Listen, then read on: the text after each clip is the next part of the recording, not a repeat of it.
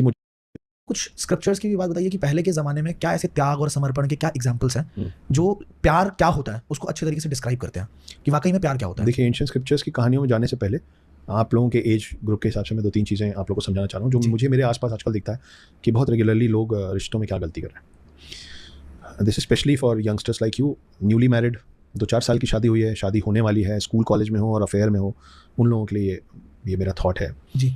आपको और मुझे ये समझना पड़ेगा आशुतोष कि जिसको जो करना होता है ना, अगर चीटिंग करनी होगी ना, तो चीटिंग करने के लिए, रिश्तों में बोल रहा हूँ मैं, है ना, स्पेशली गर्ल बॉय की बात कर रहा हूँ, हालांकि हम रिश्तों में बाकी सारे रिश्तों पे भी बात करेंगे। हाँ।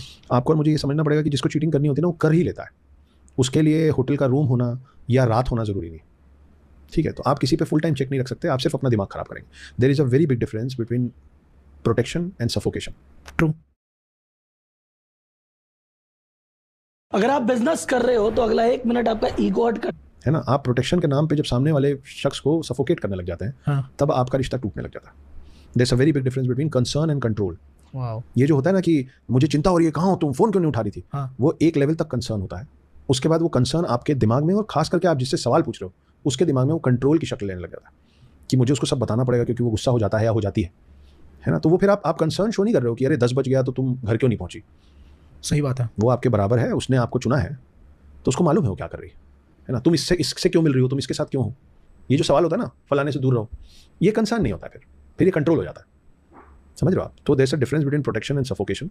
आप प्रोटेक्शन, आप सोचिए कि मैं आपको अभी हग करूं तो आपको अच्छा लगेगा, पर मैं हग करके आपको दोनों तरफ से जकड़ने लग जाऊं तो आपको सफोकेशन होने लग जाएगा। करेक्ट है ना। करेक्ट। तो वही जो हग और जकड़ने का जो फर्क है ना, वही फर्क होना चाहिए प्रोटेक्शन में और सफोकेशन। आप प्रोटेक्शन के नाम पे किसी को सफोकेट करेंगे तो आपसे दूर हो जाएगा, फिर अगली बार जब आप जेन्युइनली भी हग करने आएंगे तो बोले भाई दूर से रह ले भाई, मेरे को सफोकेशन नहीं चाहिए।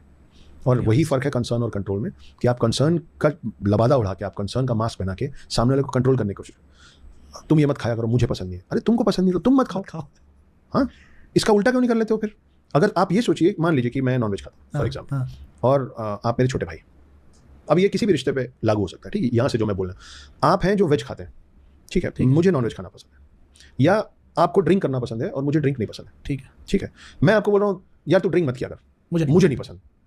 अगर आप इसका उल्टा करने लग जाए, तो अगर आप बोलने लगे कि यार तू भैया आप ड्रिंक किया कीजिए क्योंकि मुझे पसंद है, तो जितना गलत ये हो जाएगा कि आप इसलिए ड्रिंक कीजिए भैया क्योंकि मुझे पसंद है ड्रिंक करना, उतना ही गलत ये है कि आप ये इसलिए मत कीजिए क्योंकि मुझे पसंद नहीं। समझ गया आप समझ रहे? बिल्कुल सही। तो अगर मैं आपसे ये नहीं कह रहा हूँ कि तुम भी नॉनवेज खाओ, तो मैं आपसे ये चीज़ पे जिद इसीलिए नहीं कर रहा हूँ क्योंकि मुझे आपकी जिद नहीं चाहिए कि तुम ये खाओ या तुम ये मत खाओ।